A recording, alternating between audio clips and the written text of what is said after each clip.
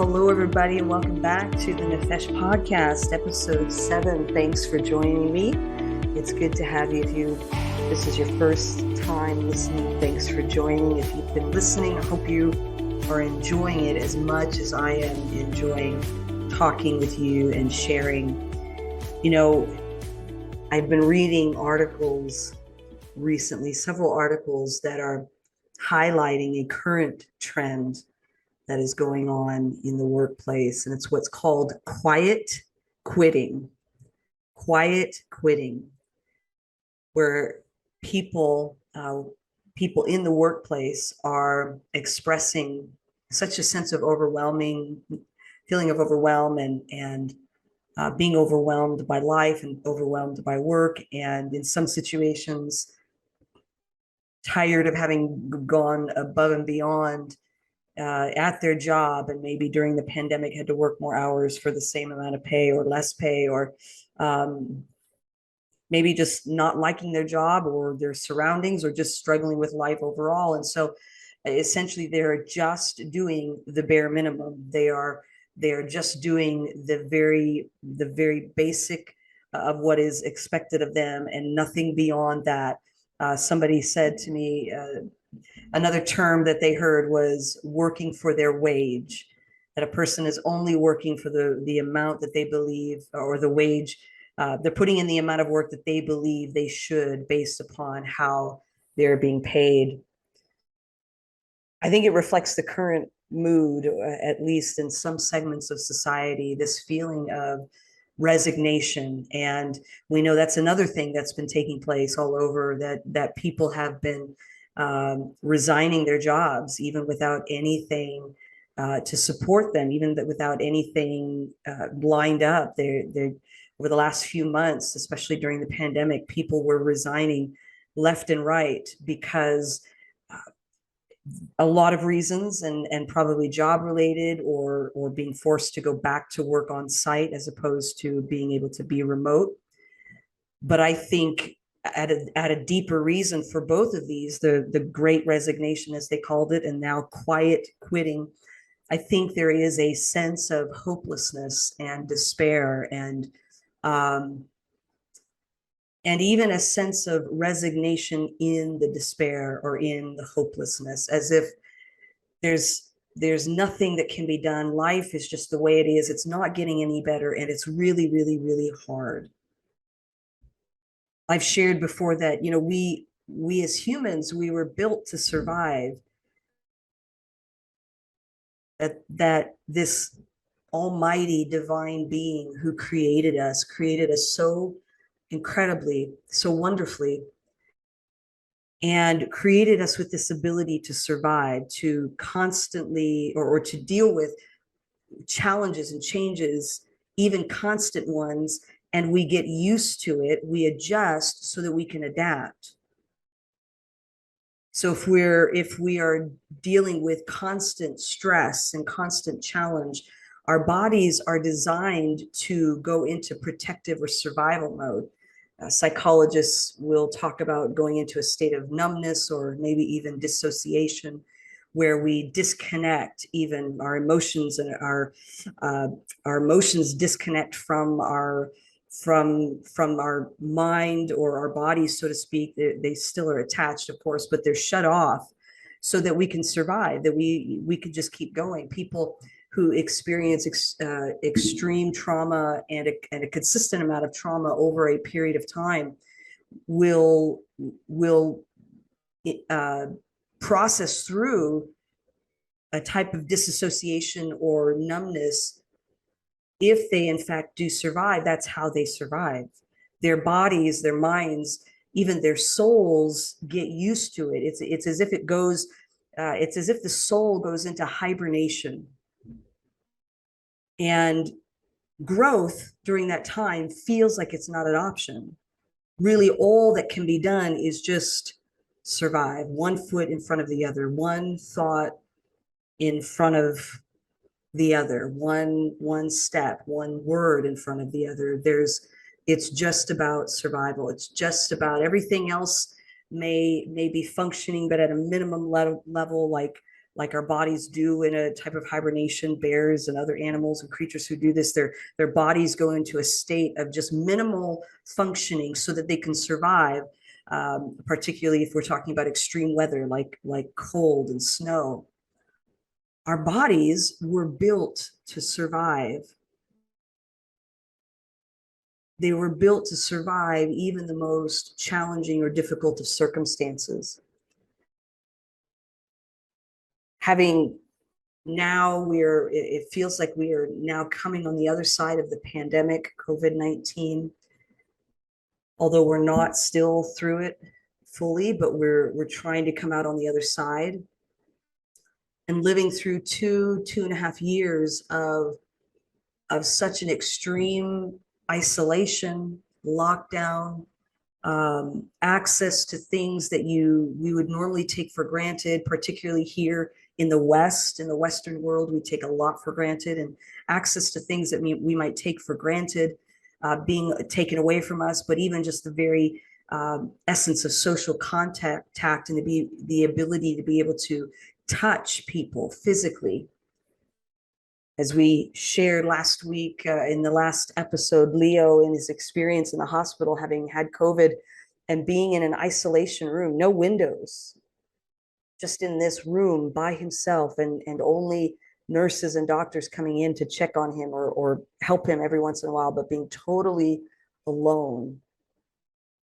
And for such a long period of time, and particularly for us today, is time is something that is just like it's like a fast-paced thing that just rushes us along like a strong moving current. It's like we're caught up in it. And so the idea that everything kind of slows down or stops, and there's so much uncertainty and unknowns about it. And then in the midst of that, we've got social and civil unrest, as we saw with the after the George Floyd incident and other incidents involving police and people of color, and the challenges that came about with that, and then the election, and then the January 6th incident, where for the United States in particular, a sense of alarm and not just uncertainty, but alarm and fear, as it was unclear what was going on in the government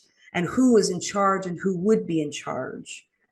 I know countries all over the world deal with these types of things, particularly shifting governments and chaos, maybe even civil wars, on an ongoing basis. In the United States, we have not had to deal with that type of thing in a long time, and here face to face with it in the midst of a pandemic.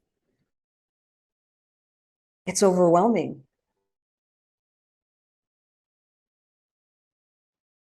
We go into survival mode. For some of us, it's all we can do to get up in the morning and go to work. And for others, it's not even, they're not even able to do that. It's interesting. And I think we'll be studying this idea, or the historically and sociologically, we'll be studying the events of COVID-19, and particularly the events taking place in America. We will be studying it for a long time. But I think it's no coincidence between the start of the pandemic and the building of tension with the racial tension as it relates to people of color and police and racism, and particularly with COVID-19, racism against those of Asian descent. It's no coincidence that you see tensions flaring and eruptions of emotion that we saw, particularly in May 2020, just a few months after the start of the pandemic. It's as if everybody was on this state of being overwhelmed and uncertain and anxious. And now that we're coming out the other side, there is a sense of relief. And I know that not everybody's out the other side. People are dealing with long COVID. People are dealing with ongoing health issues. People are dealing with with loss of income, loss of work. Churches have yet to fully recover from how they were impacted in COVID. Schools have shut down, and some have yet to recover from the impact. Businesses have closed. And of course, people have lost their lives. But as we are kind of coming out of it and coming on the other side, there seems to be a prevailing sense of numbness, tiredness, resignation. It's interesting that psychologists, in studying or understanding people and babies who have experienced what they call what they used to refer to as infant depression. There might be a newer term today, but infant depression, where infants who have parents or caregivers who are unresponsive, if they are left on their own crying or unattended on their own in cribs, and their cries for help are not attended to, if they are not responded to, if they're when they voice their cry for help through crying, whether they're hungry or they need to be changed or they're tired or they just want comfort, when those cries for help, especially I believe it's in the first year of their life, when they are not, when babies are not responded to quickly and with comfort and care in those first few months, long-term problems can develop, things like complex trauma, but early on, especially what's known as infant depression, where an infant will no longer cry after a while. Instead of crying constantly or crying naturally when there is a problem, they will cease to cry. They will cease to reflect emotion on that level, because they learn somehow, again, survival, they learn that nobody is responding to them. And so they cease, whether they cease fully or cease partially.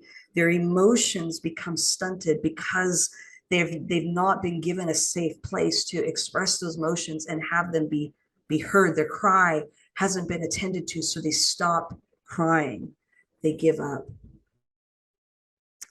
I love when I read parts of the Bible, and particularly the Old Testament of the Bible. The Old Testament is part of what we share with the Jewish faith. It is the same. They may have a few extra books in there than the Protestant faith, and the Catholic tradition has a few extra books than the Protestant tradition. But I love looking at the Old Testament part of the Bible, because I just love how it's so interesting, and it's so old. It's, thousands of years old, and the experiences are thousands of years old. And I just find so many parts of it, there's such rich meaning there, whether it's the narratives or the Psalms or the Proverbs. I haven't really found much benefit from the Song of Solomon. I don't know if I'm missing something or what, but that's a book that, yeah, I just kind of like, I try to find some meaning, but it just kind of escapes me. But for the most part, most of the Old Testament is, I even Leviticus, surprisingly, I'm able to dive into and really find such meaning and depth. And I love in the books of, particularly in the books of Genesis and Exodus, where we see just the early narratives of Abraham and even of the Israelites. I love the stories where it describes people in distress. And these people in their distress, they cry out to God. And what the Bible does is it puts these anthropomorphic qualities onto God, anthropomorphic meaning, human-like qualities. And in the narrative, in order to make it really to help people understand, it describes God hearing the cries, or the cries coming up to God. And he hears, and then he responds. You see this in the book of Genesis with the story of Abraham and Hagar and Sarah. And in Genesis chapter 21, it describes Hagar. Hagar is essentially it becomes Abraham's second wife. She's a servant to Sarah, and she really is mistreated, unfortunately. And what I love about the story of Hagar is that it shows that despite Abraham and Sarah's mistake and mistreatment, God doesn't cast off this woman who was a slave. She was an Egyptian slave. He doesn't ignore her or mistreat her or say, hey, Abraham and Sarah, they really blew it. Hagar's really not important to my plan, so it really doesn't matter. God seems to be attentive to Hagar and her mistreatment. It's one of the things that I believe we see throughout the Bible, is that God is attentive and responsive to those who are oppressed, who are mistreated, who seem to be the outcasts, who are not what we would say the best of the best, or the richest, the smartest, the most important. It's like he fights for the underdog. I love that about these narratives and what we see of this picture of God. And in Genesis 21, the translations in the original Hebrew are a little unclear. And some translations describe the boy crying and God hearing the boy cry. But other translators, other Hebrew scholars, believe that it's actually the Hagar who is crying. And we see a similar story in just 5 chapters before, in chapter 16, where God promises to bless Hagar. She runs away because she's being mistreated, and an angel of the Lord on God's behalf talks to her and promises her a great blessing. And she goes back to Abraham and Sarah, gives birth to Ishmael, and then Sarah sends Ishmael and Hagar away, doesn't want them anymore. And so it's very possible that actually God is responding to Hagar's cry.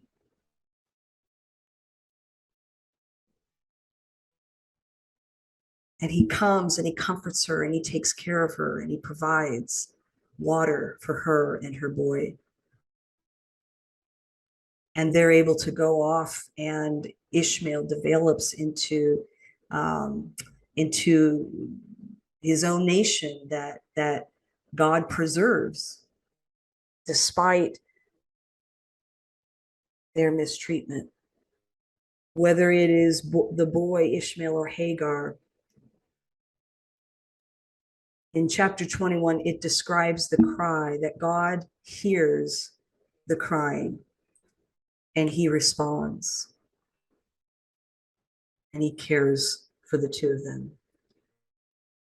It's interesting, and we see a similar narrative, or at least a similar theme of God responding in Exodus chapter 2. And this is now the Israelites who have become enslaved to the Egyptians. I've always wondered if that was a coincidence or if there is something more there. The fact that the Israelites come from the tribe, from the lineage of Abraham. Abraham and Sarah have this slave, Hagar, whom they mistreat.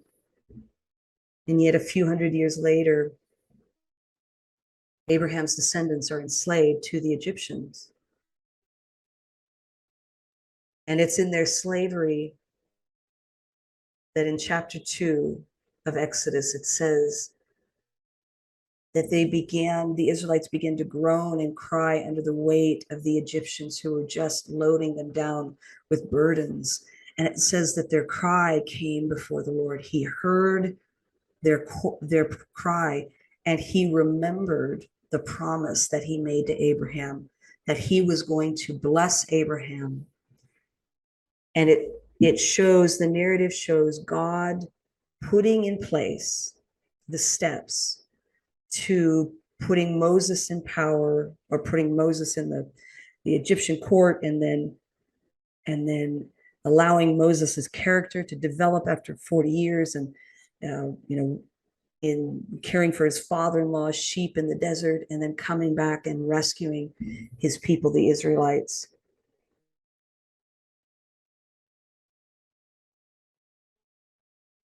God hears the cry of those who are mistreated, oppressed, or just simply hurting. He hears the cry and he responds. Our challenge today, in today's world, is that it's very hard to see how and when God is responding.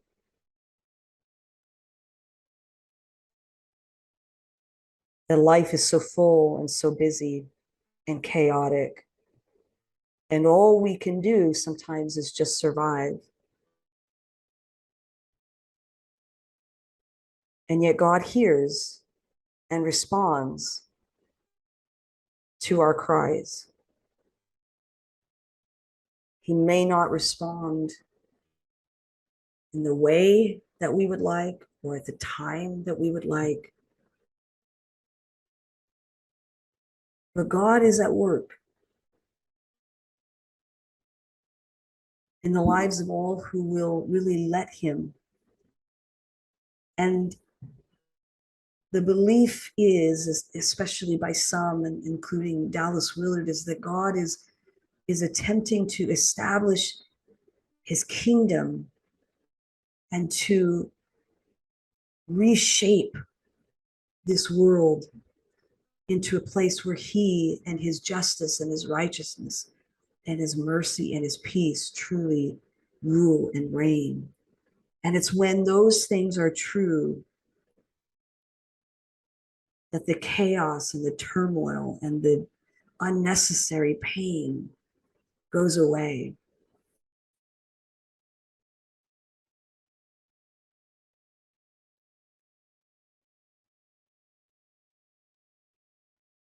Believing that God is at work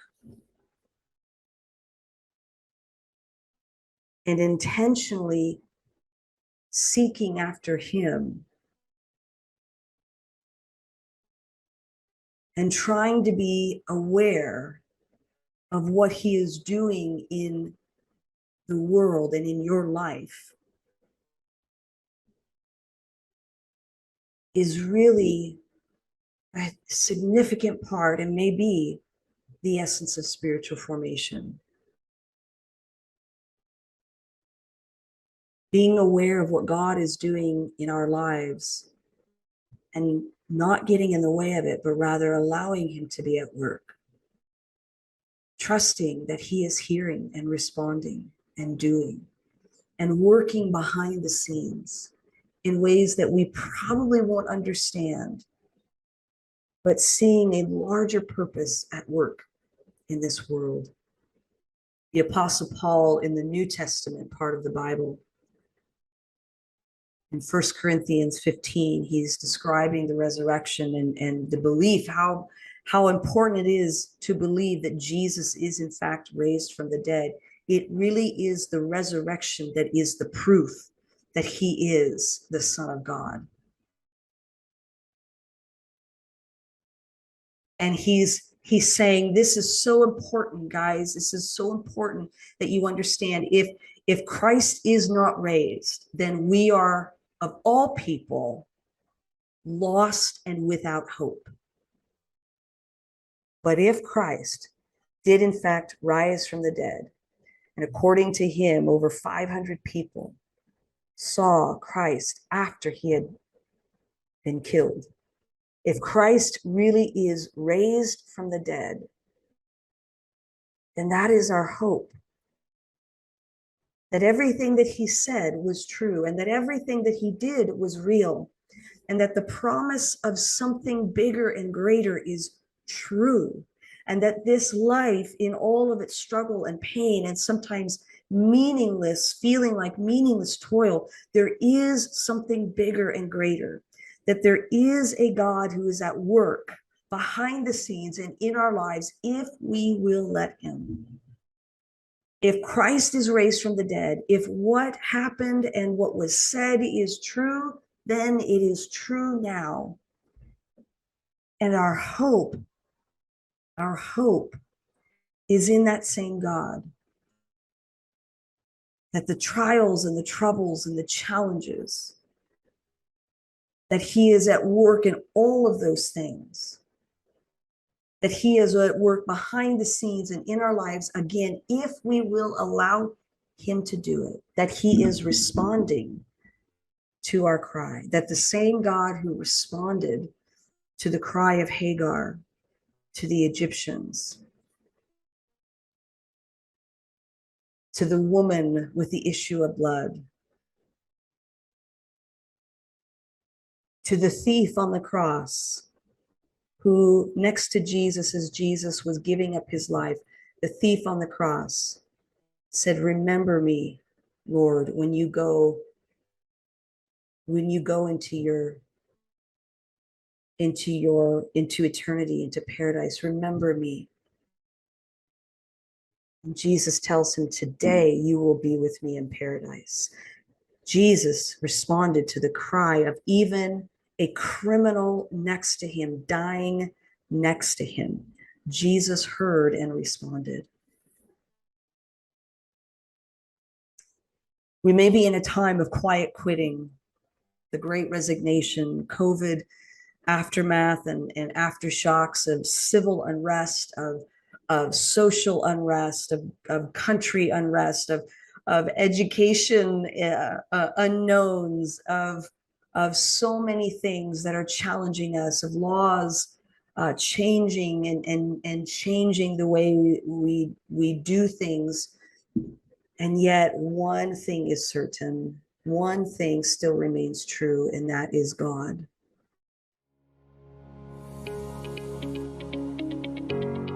If we can pull away, be attentive, be aware, attempt to tune into what God is doing in our lives, hopefully we can then not only allow him to do it, but be part of, rather than get in the way of what he is trying to do in the midst of what we are experiencing.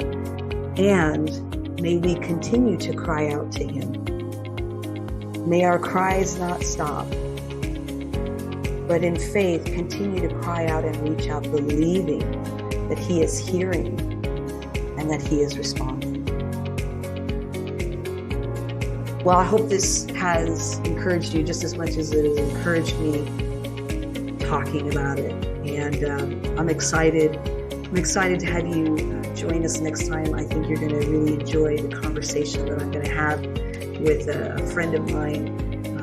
And I look forward to seeing you virtually, believing that you're there listening next time. Take care.